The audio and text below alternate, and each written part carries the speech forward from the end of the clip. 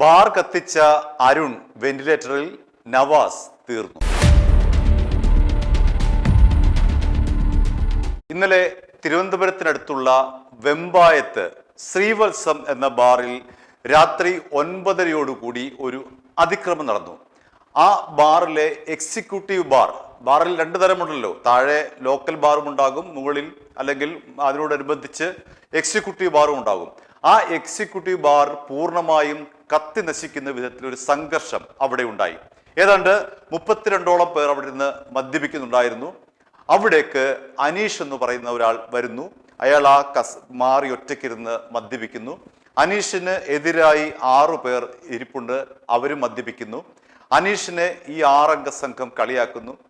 അനീഷ് അതിനുശേഷം എഴുന്നേറ്റ് കൗണ്ടറിൽ വന്ന് ബില്ലടച്ച് തിരിച്ചു പോകുന്നു. പോയിട്ട് ഒരു 10-15 മിനിറ്റിനകം ഒരു കന്നാസ് ആയി തിരികെ അയാൾ അതേ എക്സിക്യൂട്ടീവ് ബാറിലേക്ക് വരുന്നു.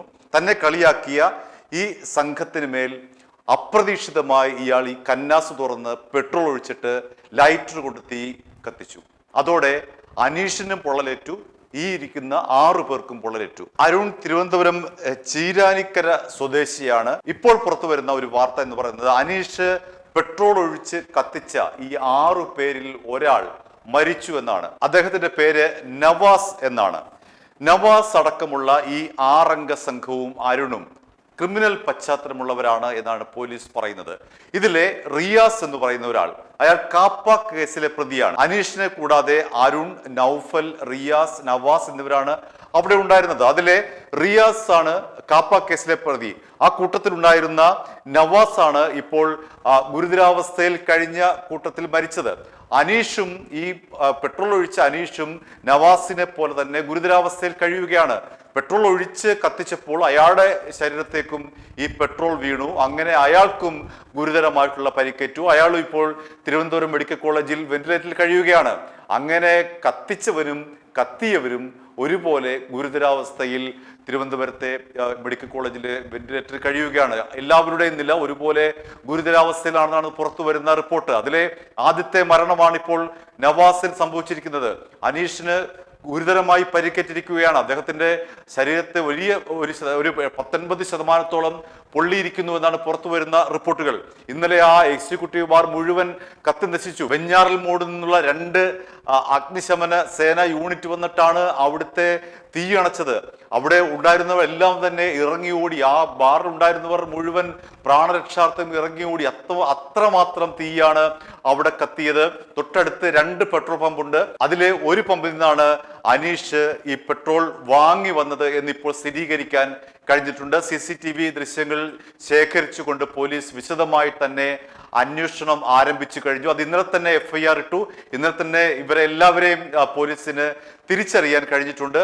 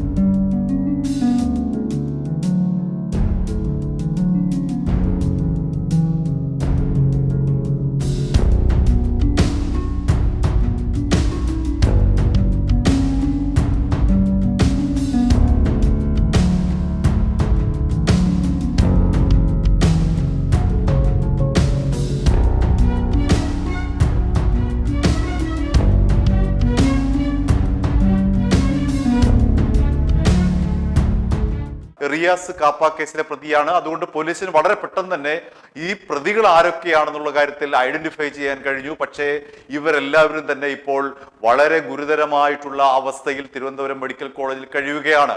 അതിലെ നവാസ് ഇപ്പോൾ മരിച്ചിരിക്കുന്നു. അനീഷ് മരണത്തോട് മല്ലടിക്കുന്നുവെന്നാണ് പുറത്തു വരുന്ന റിപ്പോർട്ടുകൾ. മറ്റുള്ളവരും സമാന നിലയിലാണ് മെഡിക്കൽ കോളേജിൽ കഴിയുന്നത്. പോലീസ് ഇക്കാര്യത്തിൽ കേസെടുത്ത് അന്വേഷിച്ചു വരികയാണ്. എന്താണ് പ്രകോപനം എന്നുള്ള കാര്യത്തിൽ വ്യക്തതയില്ല. കാരണം അനീഷ് അവിടെ ഒറ്റയ്ക്കിരുന്ന് മദ്യപിക്കുമ്പോഴാണ് ഈ 6 അംഗ സംഘം അനീഷിനെ കളിയാക്കിയതെന്ന് പറയപ്പെടുന്നു. പക്ഷേ അതിനു മുൻപ് ഇവർ തമ്മിലുള്ള വ്യക്തിവൈരാഗ്യമുണ്ടായിരുന്നു എന്നുള്ളതാണ് പോലീസ് പ്രധാനമായും അന്വേഷിക്കുന്നത്. കാരണം ഒരു കളിയാക്കിയതിന്റെ പേരിൽ മാത്രം ഇത്രമാത്രം പ്രകോപനം എങ്ങനെ ഉണ്ടായി എന്നുള്ളതാണ് ഇവിടെ പ്രധാനമായി ഉയർന്ന ചോദ്യം. അപ്പോൾ തന്നെ ഈ കളിയാക്കിയ അപ്പോൾ തന്നെ അനീഷ് അവിടെ നിന്ന് എഴുന്നേറ്റ് ബില്ലടച്ചിട്ട് പുറത്തു പോയിട്ടാണ് ഈ പെട്രോൾ വാങ്ങി വരുന്നത്. അപ്പോൾ ഇവർ തമ്മിൽ മുൻപ് എന്തെങ്കിലും വിഷയത്തിൽ വൈരാഗ്യമുണ്ടോ എന്നുള്ളതാണ് പോലീസ് പ്രധാനമായും അന്വേഷിക്കുന്നത്. പക്ഷേ ഇവരിൽ നിന്ന് മൊഴിയെടുക്കാൻ തക്ക വിധം ഇവർ ആരോഗ്യവാന്മാരല്ല, എല്ലാവരും തന്നെ കത്തിക്കരിഞ്ഞ് ഏതാണ്ട് മരണത്തോട് മല്ലടിക്കുന്ന അവസ്ഥയിലാണ്. അപ്പോൾ അതുകൊണ്ട് ഇവരിൽ നിന്ന് കൃത്യമായ മൊഴി ശേഖരിക്കാനുള്ള ഒരു പ്രശ്നം പോലീസ് നേരിടുന്നുണ്ട്. അതുകൊണ്ട് ഇപ്പോൾ ഒരാൾ മരിച്ചിരിക്കുന്നു, ഈ കത്തിച്ച ആളാകട്ടെ വെന്റിലേറ്ററിൽ കഴിയുകയാണ്. മറ്റുള്ളവരുടെ സ്ഥിതിയും അതീവ ഗുരുതരാവസ്ഥയിൽ നിന്നാണ് പുറത്തു വരുന്ന റിപ്പോർട്ട്. ശ്രീവത്സം ബാർ, ഏതാണ്ട് ആ എക്സിക്യൂട്ടീവ് ബാറിൽ ഉണ്ടായിരുന്ന മുഴുവൻ ഫാൻ അടക്കം ഉള്ളവ മുഴുവൻ കത്തി നശിച്ചു. അത്രമാത്രം ഒരു വലിയൊരു കന്നാസിലാണ് ഇയാൾ പെട്രോളുമായി വന്നത്. ആ പെട്രോൾ മുഴുവൻ ഒഴിച്ചു, അതിനുശേഷമാണ് കത്തിക്കുന്നത്. അപ്പോൾ ആ അവിടുത്തെ ഫർണിച്ചർ അടക്കം, അവിടുത്തെ ഫാൻ അടക്കം, ആ മുറി കംപ്ലീറ്റ് കത്തി നശിച്ച അവസ്ഥയിലാണ്. അപ്പോൾ പോലീസ് ഈ ഒരു വിഷയവുമായി ബന്ധപ്പെട്ട് അന്വേഷണം ഊർജിതമാക്കിയിരിക്കുകയാണ്. എന്താണ് ഈ പ്രകോപനത്തിലുള്ള കാരണം? അനീഷിന് ഇത്രമാത്രം പ്രകോപനം ഉണ്ടാകാനുള്ള കാരണം എന്താണ്? ഇവർ തമ്മിലുള്ള മുൻവൈരാഗ്യം എന്താണ് എന്നതിനെ കുറിച്ച് പോലീസ് വളരെ വിശദമായി തന്നെ ഇപ്പോൾ അന്വേഷിച്ചുകൊണ്ടിരിക്കുന്നു.